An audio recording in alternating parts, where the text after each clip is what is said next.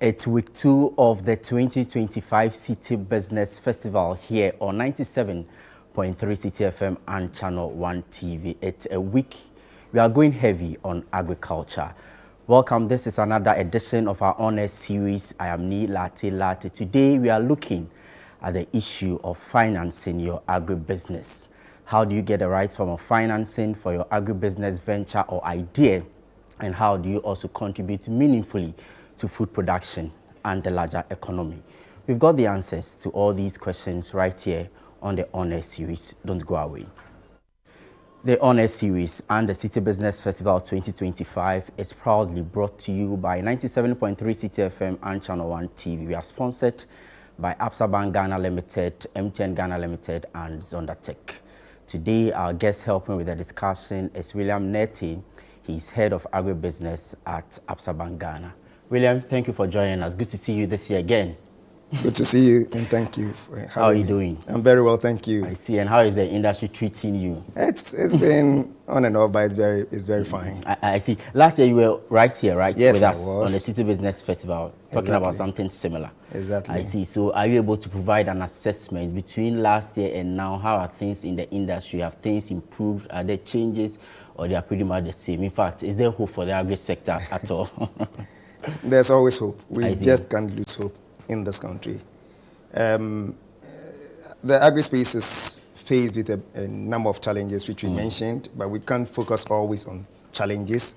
How do we resolve them? How do we get going to improve the lives of those within the rural sector and also those within the agri space and also the economy as a whole? There have been wins and losses. When you look at last year, for instance, a lot of the commodities, or a number of them, were hit by low prices on the world market. So when you look at soya, and so it really affected those who are on the trading side and marketing, and so they didn't make a lot of money, and some are even keeping their stock up till now just to see if prices would go up. And along the line, prices of maize were also stable and not really high. And so it's not allowing those within the production sector to enjoy the windfalls that they usually do. Interesting revelations right there. But in setting the context and also beginning on this broad picture, how different, if I ask, is agri-financing strategies from other sectors of the economy, for example, real estate or whatever you can think about? Right. So, I mean, with within the agri sector, we are talking about life forms. You are planting the seed to grow into, a plant. It can die along the line. So, the risks are we are faced with certain risks, and we need to mitigate them. So, along those lines, those within the sector have been looking at the best ways in mitigating this risk. And I mean, we use various forms of risk mitigation. We use some kind of improved technology to see if we can mitigate these risks so that production levels and yields would go up, and that would bring a lot more benefits. So we're talking about how to risk the agri sector later on the show. But back to the issue of financing. When it comes to financing of agri-businesses, what are we looking at? Is it production? Is it distribution? Is it export? Or even packaging? Or even value addition, if I may add that? Which areas of interest do banks really look at? Well, the banks look at the whole value chain. You see, the value chain starting from the input dealers who deal with the seed, the fertilizers. So basically across all the sectors you can provide across financing. all the sectors, across all the chain, along the chain actually, if we say. So from the input dealers, we go to the production, we move on to the aggregation. In Ghana, most of the production is done on small scale.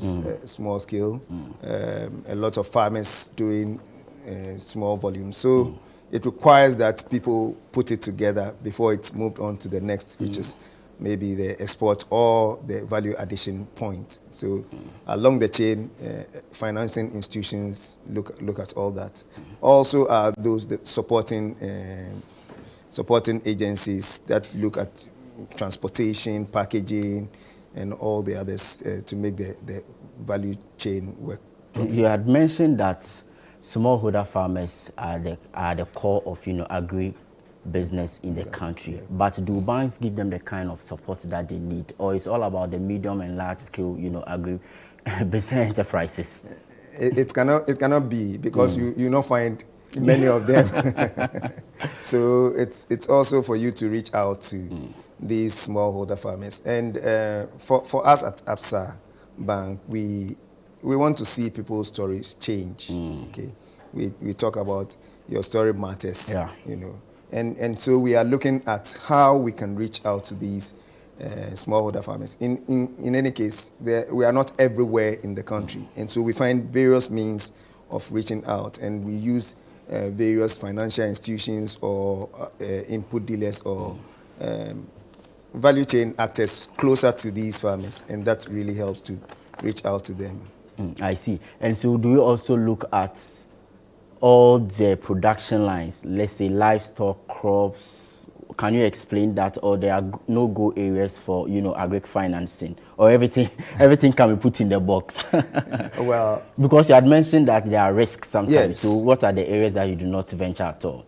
So let me look at where we venture, where so the crops that we are very comfortable with, and Ghana has comparative advantage in producing. So like the maize, the soya, the rice. I mean, people would say that in Ghana, whatever seed you put to the ground, it would grow. It will grow. Yeah, so that in itself helps. But also we've learned a bit about certain crops. The oil palm industry. Are you able to specify more? Yeah. Oh yes. So we do the oil palm, we do cashew, we do, and so yeah, we do the northern crops like the sorghum and a few millet on a smaller scale. But sorghum, because of the commercial value that it has, it allows for people to go into that, and we are able to support them sometimes based on the contracts that come with it. So for like sorghum, you realize that there are companies that look at processing, and so on the back of those contracts that they give individual farmers, we are able to put them together and then finance them. We look at soya, which is a major part of the poultry industry. We look at that, and then also maize, which is taken by everyone. I see. So if I ask you to paint a picture of the production volumes, are you able to put some figures to it so that we have a good sense of how the agri sector is faring?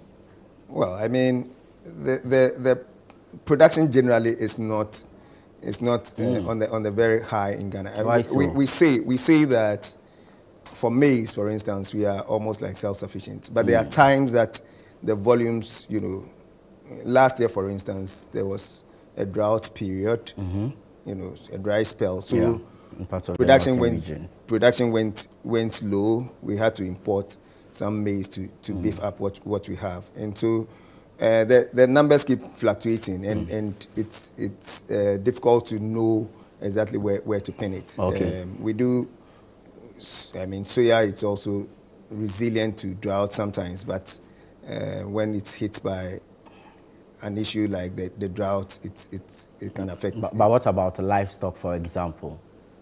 Livestock is one that Ghana has not done too well, and I think that we need to put in place measures to improve that. A lot of it has come from, out of from the Sahelian region, and so we usually would go by. But we would finance livestock if you are very certain about, maybe where the offtake is.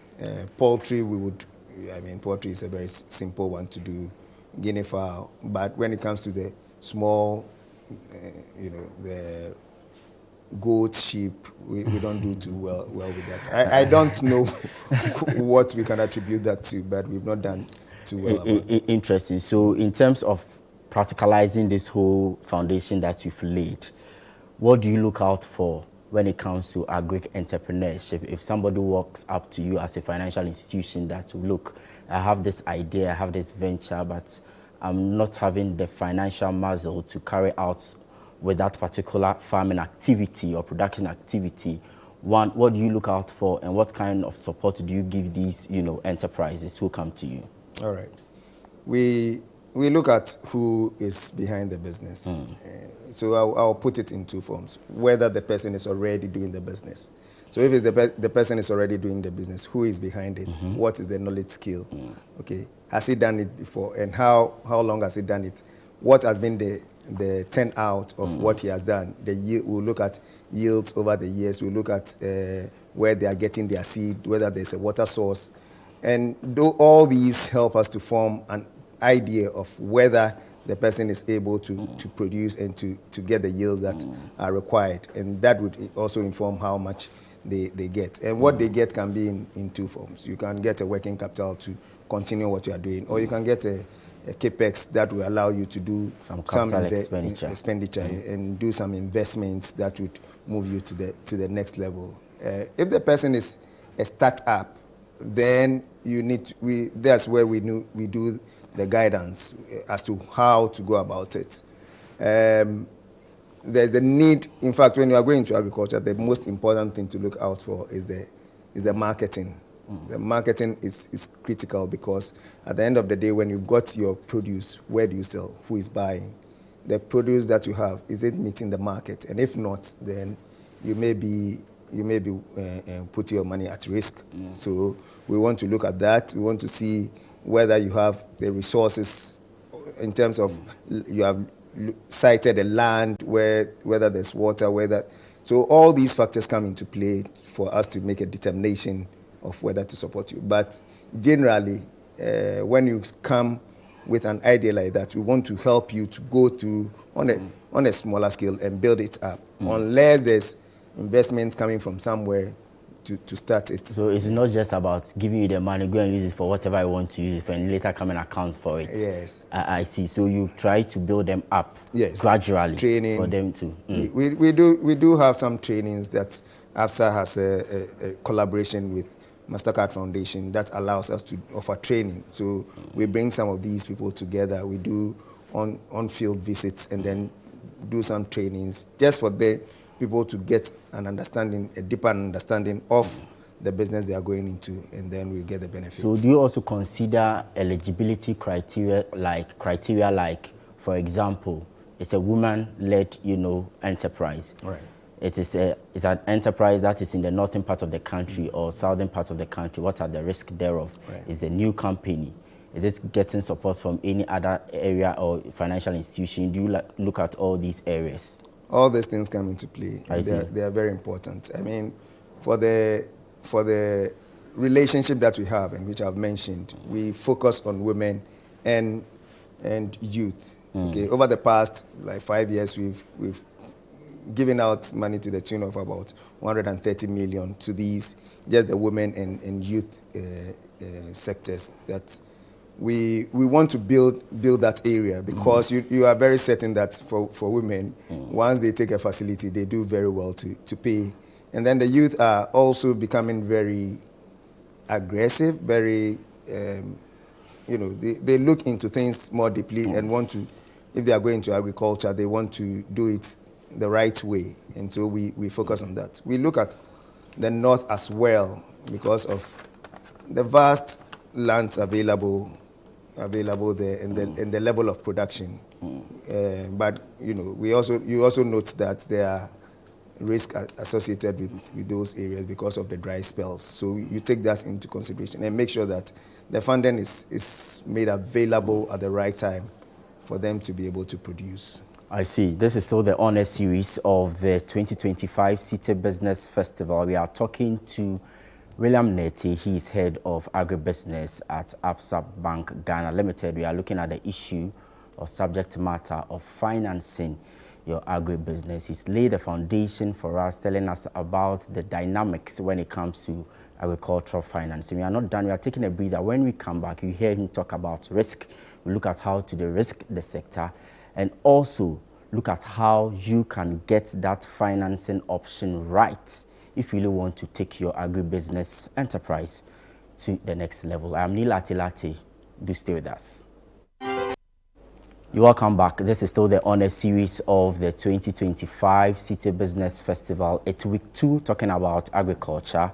Our topic for today is financing your agribusiness. The City Business Festival is sponsored by Absa Bank Ghana Limited, MTN Ghana Limited, as well as Zonda Tech Ghana Limited. William Nete, head of agribusiness at Absa Bank Ghana, is still with us here in studio. So Mr. Nete, before we went on that break, you were talking about how risky, the agricultural sector is because of, the dynamics when it comes to, lending and all that. So let's really look into the issue of lending. So for example, you get to hear a lot of farmers saying that getting access to funds is really difficult.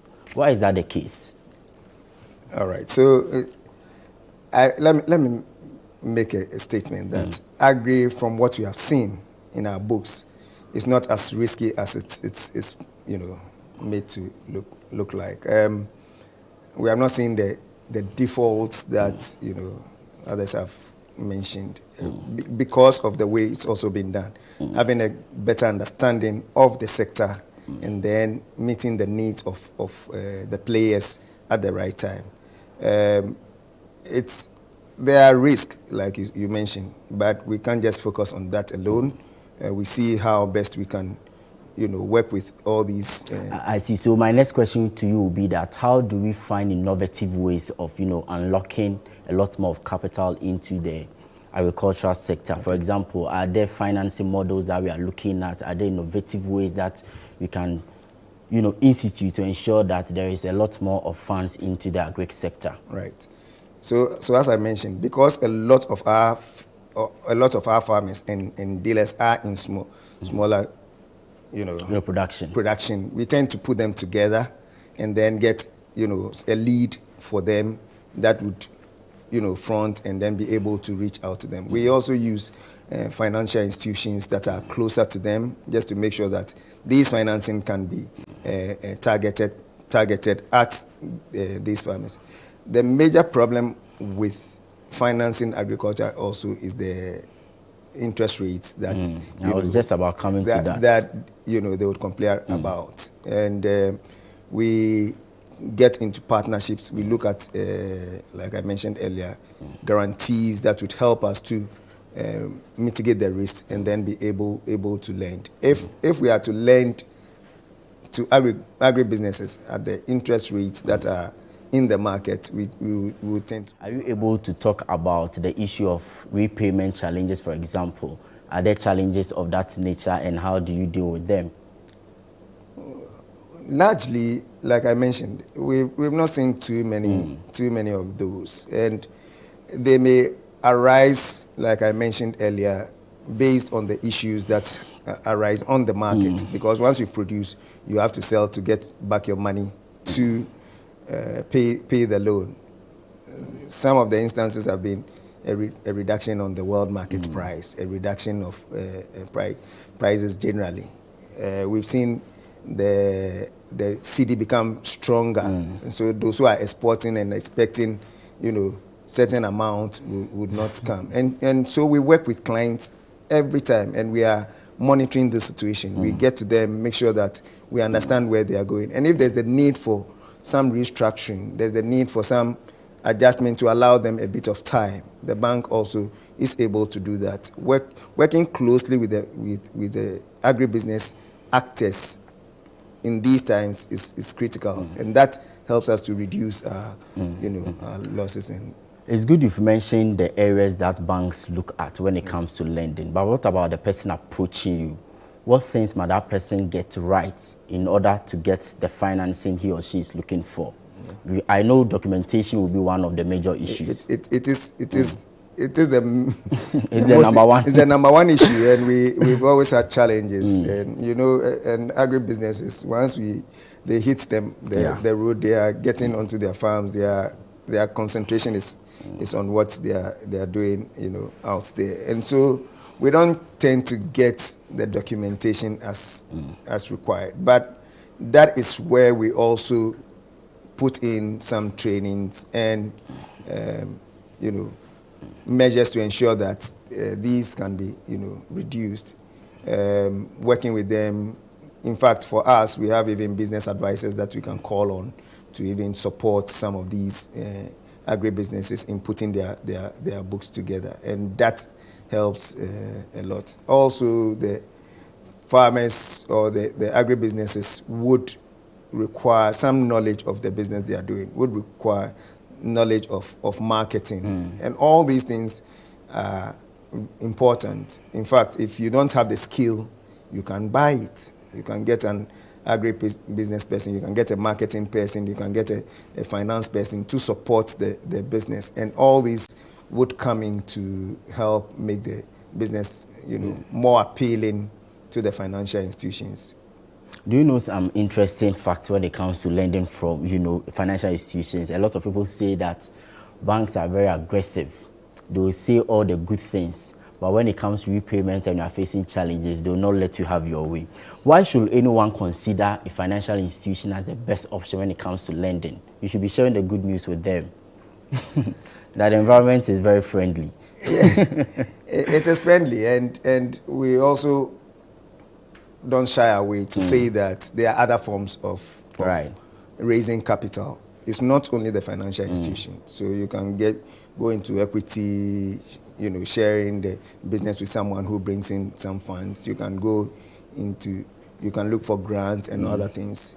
And these are necessary at certain stages of the business. So it is not always right to get up and say that I'm starting a business and I need a loan.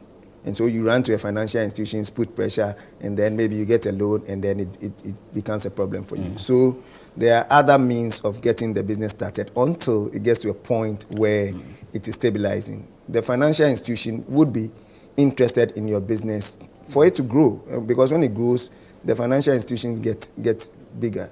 But if we don't look at these things and you get the funding, okay, and then it becomes a challenge.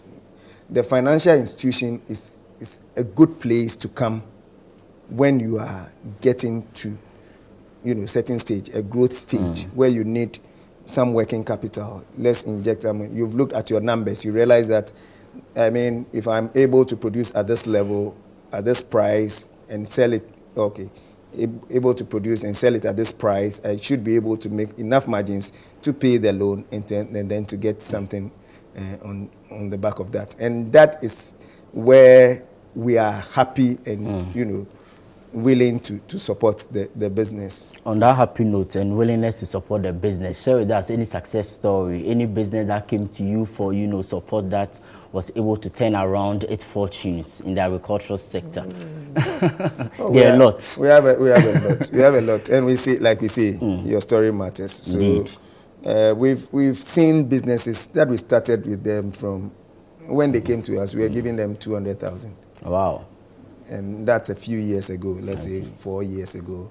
Now, so what's the minimum someone can get and the maximum? Let me finish that one. Now that same client that we gave 200,000. Now we are giving about 8 million, 9 million to this. You can see the growth that has taken place over the years. So. We have the stories, we have the people that we are building gradually. And like I said, if you get into a space of difficulty, the bank would put pressure on you to pay back, because the money doesn't belong to the bank. It belongs to, stakeholders who have contributed. But would also be willing to help you to go through that period.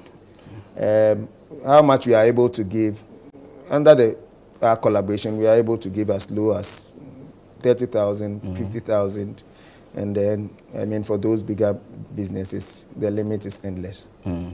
All right, the limit is endless. The concluding words of William Nete, head of Agri-Business at Absa Bank Ghana Limited, speaking to us here on Financing Your Agri-Business as part of the Honor Series of the 2025 City Business Festival, right here on 97.3 City FM as well as ChannelOne TV. We are sponsored by Absa Bank Ghana Limited, M10 Ghana Limited, and Zonda Tech Ghana Limited. I am Neil Latte. Thank you so much for tuning in. I'll catch you some other time within the week.